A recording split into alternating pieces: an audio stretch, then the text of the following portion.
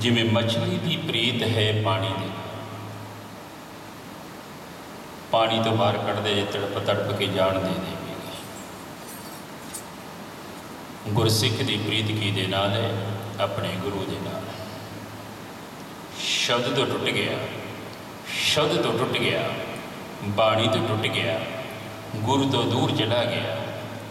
तो याद रखना गुरसिख भी ऐसा होना चाहिए है, तड़प तड़प के वो याद दे विच हर पल हर टाइम हर सिमरन हर टाइम वाहिगुरु वाहिगुरु करता हुआ वो याद दे विच एक एक पली एक एक घड़ी विछोड़े की लगती है। गुरु अर्जन देव जी महाराज जी ने चौथे गुरु ने भेजा सीगा ना, तो शब्द हजारे दे विच आप जी ने उस पासे आप नहीं जाते। शब्द हजारियां दे विच गुरु साहब ने चिट्ठियां लिखियां सन। मेरा मन लोचै गुर दर्शन ताई, बिलप करे चात रेकी न्याय, त्रिखा न उतरे शांत न आवे बिन दर्शन संत प्यारे। गुरु तो बिना ऐ मेरे प्रभु मेरे परमात्मा ऐ मेरे सतगुरु नाल पिता गुरु सी, फिर भी कहते हैं तेरे दर्शनों की तांग बड़ी है। एक मछली वांगू तड़पदा पिया, तेरे चरणों तो एक पल भी दूर नहीं हो सकता। ऐसी तड़प सी अपने गुरु प्रति। गुरु नानक गुरु अंगद देव जी महाराज की कितनी तड़प सी। कहते हैं एक समय गुरु नानक साहब जो रस्ते में जाते हैं, दुनिया की भीड़ लगी है, जिस पासे जावेगा तेरे मगर ही आवांगे, जिधर नूं चलेगा तेरे पिछे आवांगे। सारे तुरदे पर याद रखना गुरु कहता है जग में उत्तम घाटी है विरले के। गुरु का प्रेम गुरु दे नाल मन करके प्रेम याद रखना, भावना करके श्रद्धा करके प्रेम किसी विरले गुरसिख का होगा। दुनियावी पदार्थां करके दुनियावी धन दौलत करके दुनियावी सुखा करके बहुती दुनिया गुरु नाल प्रेम करती है, पर वो नाम दे नाल वो बंदगी दे नाल कहते कोई विरला मनुख है जग में उत्तम घाटी है, बहुत घट ने। कहते ने रस्ते के जाते ने गुरु साहब ने की किया, ऐसा बहुत वरताया इम्तिहान लैन की खातिर। कहते ने कुछ धन की दौलत उत्थे ढेरी लगा दी, रस्ते में लभे ने। गुरु साहब ने कहा कि जिन्होंने धन की दौलत की जरूरत है तुसीं लैके जिहड़े लोगों धन के नाल प्यार है माया के नाल प्रेम है, ये धन लैके चले जा सकते मुड़ सकते। कुछ लोग सन कहते धर्मों कतर किया गुरु की की लोग है, छड़ दिता छड़ दिता। गुरु अगे चले दूसरों के पिछे मुड़ जाओ, वो कहते नहीं तेरे पिछे जावांगे। कुछ लोग रह गए सबदों कीमती कहते सोना है, कहते सोने का कुछ कौतक वरते आ। ठेडा लग्या कि तकते ने सोने दे, बहुतियां मोहरा पईयां दे। गुरु साहब ने कहा जिन्होंने लोड़ है चक लो भाई, लै जाओ तो वापस चले जाओ अपने घर में। जिहड़े माइक पदार्थ के लोग ने दुनियावी पदार्थों के लोग ने दुनियावी प्रेम करके जुड़े हैं, कहते ने चके वापस चले गए। अगे हीरे मोती कुछ कहते दो चार लोग रह गए, वो कहते पिछे आवांगे। गुरु साहब ने हीरे मोतियां का कौतक वरते आ तो हीरे मोती फड़ा दिते। कहते ये लैके तुसीं वापस जा सकते हो, जाना चाहते हो, चले गए। एक मनुख रह गया जिन्होंने पुरखा कहते सन, इतिहास में आता है पुरखा गुरु अंगद देव जी महाराज जिन्हों का भाई लैना जी पहला नाम से। कहते पुरखा तू क्यों नहीं वापसी आता? माया दिती कुछ धन दिता, कुछ रुपए दिते, लोग वापस चले गए। सोना दिता, लोग वापस चले गए। हीरे जवाहरात दिते, तू उन्होंने विचों कुछ भी चीज़ में चक्या नहीं, चले गए ने, तू क्यों नहीं जाता? कहते मैनू गुरु चाहिए। मैनू गुरु चाहिए। याद रखना, जिस घर दे विच दाता आ जावे, क्योंकि बाणी कहती तद्दा दाता एक है, सबको देवनहार, देंदियां तोट ना वई, अगणत परे बेअंत। अगणत कहते ने गिनती तो बाहर है, वो भंडार भरे पे। पर याद रखिया जे गुरु प्यारिओ, जिस घर दे विच गुरु आ गया तो दाता पिछे नहीं रह जाणगियां। जिस घर दे विच दतार आ गया, परमात्मा आ गया, वो पिछे नहीं रह जाणगियां। जे उस दिन गुरु अंगद देव जी महाराज कुछ दुनियावी पदार्थां करके पिछे मुड़ जाते तो याद रखना, अज असीं गुरु अंगद देव जी महाराज को नमस्कार नहीं करते होना सी। अज असीं गुरु अंगद देव जी महाराज का नाम नहीं याद होना सी किसी। क्यों? क्योंकि अपने गुरु के नाल प्रेम सी।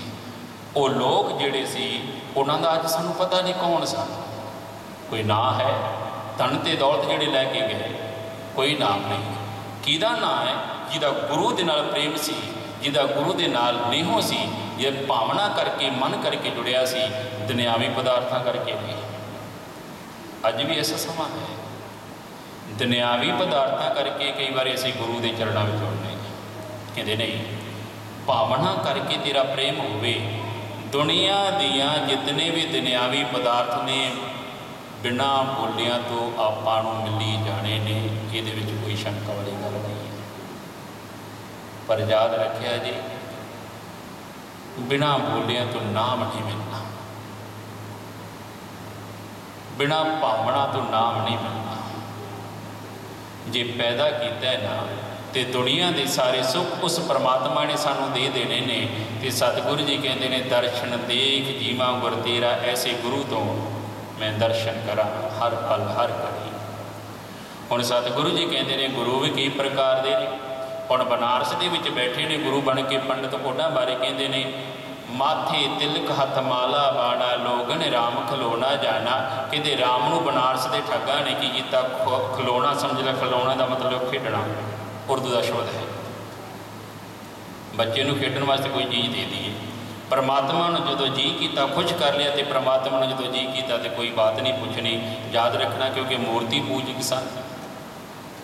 बनारस के विच ऐसे लोग सन, सतगुरु जी ने बाणी में कहा है, कहते गज साढ़े त्रै त्रै धोतियां, तेरे पायण तक गली जिन्ना च बमालियां, लुटे हथ निबाग हर के संत न आखी है, बा नार सके ठग। कहते बनारस के ठग ने वो गुरु नहीं हो सकते। तो सतगुरु जी कहते गुरु बिन घोर अंधार, गुरु बिन समझ न आवे। तो याद रखिया जी, दुनिया की जितनी मर्जी पढ़ाई पढ़ लिया जी, पर गुरु के ज्ञान तो बिना, वो विचारधारा तो बिना इस मन के अंदर अंधेरा ही अंधेरा है। व्यास ऋषि हुए ने, व्यास ऋषि का पुत्र से सुखदेव मुनि। तो सुखदेव मुनि नूं बड़ा रब का नाम जपदा सी। तो एक दिन सुखदेव मुनि कहने लगा, पिता जी मैं गुरु को धारण करना, मैनू कोई गुरु चाहिए। कहते गुरु धारण करने जा राज जनक नूं गुरु धारण कर ला। कहते कमाल की गल है, वो तो राजा है, वो धन ते दौलत है, कहते वो गुरु किवें बन सकता। कहते नहीं, वो माया के विच रहिंदा होया भी उदासी बनया होया है। माया के विच धन दौलत के विच रहिंदा, उन्होंने भोगद्या होया भी अंदर प्रीत बनी है उस परमात्मा के नाल। सुख भी ने ते नाल दी नाल परमात्मा नूं नहीं छड्डिया। याद रखना, सुख जे है ना तो परमात्मा का शुकराना करी हर पल हर घड़ी हर समय। दुख दे विच ते सारे ही अरदास करते हैं, दुख दे विच ते सारे नाम जपते हैं। स्वाद तो उदों आउंदा है जदों बंदा सुख दे विच परमात्मा वास्ते टाइम कढ़दा हो।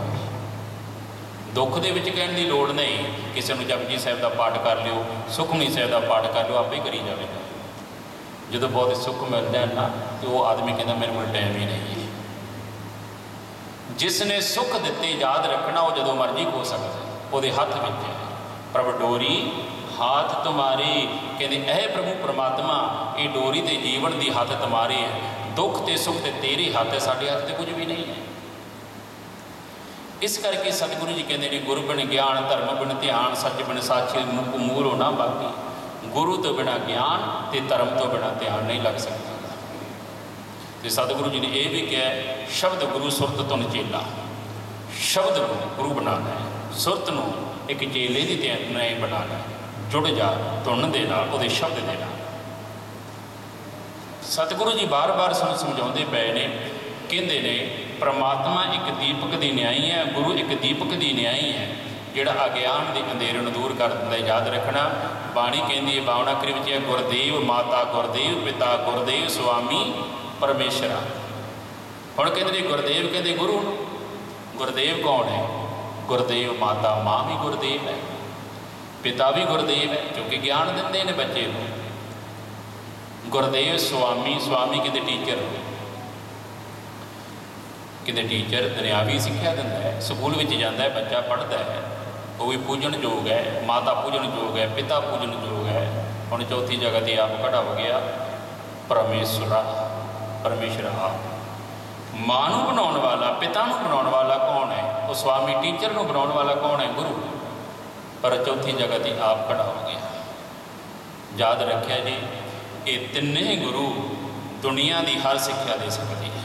बच्चे को, साढ़े वर्गे जीवां नूं माँ भी चंगी सिक्ख्या देगी, पिता भी चंगी सिक्ख्या देगा, तो याद रखिया जी जिहड़ा टीचर होगा वो भी चंगी सिक्ख्या देगा। पर इन्हां तिन्हां कोलों आत्मक ज्ञान नहीं होगा। दुनिया की हर विद्या पढ़ा देंगे, दुनिया का साइंसदान बहुत वड्डा बना देंगे, डॉक्टर बना सकते हैं, पर भगत नहीं बना सकते, ब्रह्म ज्ञानी नहीं बना सकते। वो कौन बनावेगा? वो धन श्री गुरु ग्रंथ साहिब जी महाराज बनाएंगे। वो परमात्मा बना सकता है, वो कालपुरख शब्द गुरु बना सकता है, दूसरा मनुख कोई नहीं बना सकता। इस करके सतगुरु जी ने कहा है कि गुर बिन घोर अंधार, गुरु के बिना इस संसार के अंधेरा ही अंधेरा है। सतगुरु जी ने तो इतों तक भी कहा, जे सो चंदा उगवै सूरज चढ़े हजार, इत्ते चानण हुंदियां गुर बिन घोर। इत्थे भी घोर की गल की है। गुर बिन घोर अंधार, कहते लखां ही चंद ते सूरज असीं चढ़ा दईए, सूरज चढ़ा दईए, प्रकाश कर दईए लखां गुणा, तो उन्होंने गुरु नहीं होगा ना, गुरु का ज्ञान नहीं होगा, तो याद रखना वो प्रकाश भी फिक्का पै जाएगा, वो प्रकाश भी किसी काम का नहीं होगा, क्योंकि वो गुरु नहीं है, वो ज्ञान नहीं है। तो सतगुरु जी कहते इत्ते चानण होंदियां गुर बिन घोर अंधार। कहते इत्ते का मतलब इन्ना चानण होंदियां भी गुर बिन घोर अंधार, गुरु तो बिना अंधेरा ही अंधेरा है। गुरु प्यारिओ, असीं आउने सतगुरु के चरणों के की लैण वास्ते आउने? अपने गुरु तो कुछ सीखण वास्ते आउने, गुरु तो कुछ ज्ञान लैण वास्ते आउने। सारी जिंदगी निकल जाती है, याद रखना दुनियावी ज्ञान इकट्ठे करते हैं, पर याद रखिया जी आत्मक ज्ञान वाले पासे कभी भी कोई मनुख तैयार नहीं दिंदा। आत्मक ज्ञान लैण वास्ते थोड़ा समा होंदा, पढ़ाई वास्ते भी टाइम है, स्कूल जाने का भी टाइम है, अपने काम कार ते जाने का भी टाइम है, पर याद रखना जिसने जन्म दिता तो जन्म तो बाद जिहदे कोले जाना उहदे वास्ते टाइम नहीं है। जिसने दुनिया दीयां दातां दित्तियां, दुनिया के सुख दिते, उहदे वास्ते टाइम नहीं है। जदों असीं एक रिश्ता गुरु दे नाल बनावांगे, टाइम कटांगे ना गुरु वास्ते, तो सतगुरु जी फिर कभी भी साडे कोलों दूर नहीं होंगे। सतगुरु जी सदा अंग संग रहिंदे ने। गल की है, साडी भावना, साडी श्रद्धा उस वाहिगुरु के चरणों दे नाल इतनी प्रीत नहीं बना सकती, सारा जीवन लंघ जाता है। कितना समा लंघ गया कथा सुनते हैं, कितना समा लंघ गया कीर्तन सुनते हैं, बाणी नहीं सुनते हैं, कितना समा लंघ गया। पर याद रखना असर उदों होगा जब वो गुरु की रहमत हो जाएगी, गुरु की बख्शिश हो जाएगी। राजे जनक वर्गे, सुखदेव मुनि वर्गे ज्ञान लैन गए, तो ज्ञान लैन गुरु तो जो देखा कि कितने बाहर एक द्वारपाल का खड़ा, एक सिक्योरिटी गार्ड खड़ा, उन्होंने कहा कि मैं राजे जनक को जाना, मैं गुरु धारण करना। सुखदेव मुनि ने कहा, याद रखना असी कदर क्यों नहीं करते, क्योंकि सानू गुरु सौखा मिल गया। उस टाइम की पिछों पुछियो उन्होंने इतिहास फरोल के देखा जी कबीर जी को शूद्र कह के दुकारिया गया कि तू शब्द परमात्मा का नाम ही नहीं ले सकता। शूद्र क्या कबीर जुलाहा से रविदास जी ने पूछा जी, रविदास जी जाते चमार सन कि तू नाम नहीं जप सकता, शूद्र जाति का तुसी नाम नहीं जप सकते। सानू तो शब्द गुरु नानक साहब ने इतनी बख्शिश की, गुर मंत्र दिता होया वाहिगुरु गुरु मंत्र है जप होवे कोई, जपण वाला तो बन गुरु की वाजा मारता पे, गुरु तो हर पल बुलाता पे। सुखदेव मुनि ने कहा कि मैं गुरु धारण करना, मैनू अंदर जाण दे। कहते जा गया तो राजा जनक कहते की करदा, कहते प्रशादा छक रहा है। प्रशादा छकते हैं तो राजा जनक कहता जो उन्हें देखा कि राजा एक जनक राजा एक सोने की कहते थाली के प्रशादा छक रहा है। याद रखना अज भी लोग गुरु की शंका करते हैं, पर पहले समयां दे विच भी गुरु की शंका होता सी। की होएगा शंका हो गया मन के ये गुरु होगा इतना अमीर इतना धनी बंदा ये दुनिया का राजा है, ये मेरा गुरु किमें हो सकता है। हुण राजा जनक कहता कुछ गल सुना रब दे कर दे, जां सुन ते जां सुना। कहता तेरे वर्गे मनुख तो मैं राज दियां गल्लां सुन सकता है, तेरे वर्गा मनुख रब की गल नहीं सुना सकता, राजनीति की गल सुना सकता है। कहते नहीं जो सुनना चाहे तो मैं सुनावा, कहता मैं तेरे को कोई गल ही नहीं सुनना चाहता। तो कहते सुना, कहता मैं तेन सुनावा कि तू तो राजा है, तेनों की सुना सकता। कहते तू सुनने वाला नहीं। कहते माया तारिया तन्ना बोला शब्द न सुनी रौनक चोला, शब्द गुरु ग्रंथ साहिब जी ने कहा जितना धनी होगा उतना अन्ना तो बोला हो जाएगा। अखां तो दिखता है कन्ना तो सुनता भी है, पर फिर भी गल ज्ञान की नहीं सुनेगा, एवं कही जाते हैं। सो अखां नाल देखता भी पिया एवं कही जाते हैं। मेरे को धन ते दौलत है, मैनू की लोड़ है किसी की। पर राजा जनक एक ऐसा इतिहास आया कि ऐसा मनुख सी जिहड़ा इतना धनी होने के बावजूद भी रब नूं छड्डे नहीं, परमात्मा नूं छड्डे नहीं। इतना को ज्ञानी सी, महापुरुष सी। ते राजा जनक कहता कि तू व्यास ऋषि का पुत्र है, क्योंकि व्यास ऋषि एक वेदां दे शास्त्र जिहड़े हिंदू मत दे विच ने, वेद के शास्त्र व्यास जी ने अपने हत्थी लिखे, अपने मूँह तो उच्चारण किए। इतना बड़ा ज्ञानी सी। ते उहदा पुत्र सुखदेव मुनि वो भी ज्ञानी सी, पर मन दे विच हंकार ते दुबदा सी। ऐसा गुरु मेरा होएगा नहीं हो सकता। राजा जनक को एक मनुख आया, कहते राजन बाहर अग लग गई है। उस जगह पे जिस जगह पे अग लगी उन्हें दसिया दरवाजे से मेन दरवाजे से जो एंटर होया अंदर हुई है कि उस जगह पर अग लग गई। तो उस जगह पर सुखदेव मुनि के कुछ कपड़े पे सन।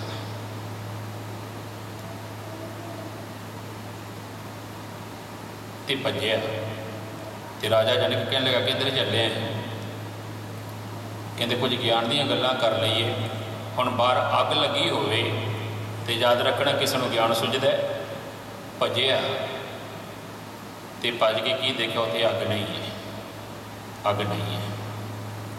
फिर वापस आया, कहते तुहाडा जिहड़ा द्वारपाल है ये झूठ बोल रहा है। कहते नहीं तेरा इम्तिहान ही सी, मेरे को इतना राज महल है, मेरे को इतने धन दौलत ने, इन्हें हीरे मोती ने, तू काहदे वास्ते भजया। कहते मैं भजया मेरे उत्थे कुछ कपड़े पे सन, कहते वो फस गया। तो कपड़े पे सन फिर भी मिल जाते सन। भजना तो मैनू चाहिए सी, मेरा राज सड़ जाना सी। भजना तो मैनू पैना सी कि मैं इतने सुखों के होंदियां भी मैं दुखों के बदल जाना सी, पर मैं उठिया नहीं। अखां खुल गई कि जितने भी दुनियावी पदार्थ ने, और राजा जनक कहता कि मैं इन्हों नासवान समझदा, कुछ समय लिए भोगण वास्ते मिले ने पर खत्म हो जाने ने। इतना कि मैनूं ज्ञान मिले अपने गुरु तो अगे कहते तुम देख ले। तू अपने कपड़ियां की गठली दे विच फस के रह गया, मोह विच फस गया। माया ममता मोह नहीं, जिन्हें विण दंता, गुरु साहब ने भी कहा विण दंता जग खाया, सारे संसार में खा रही है।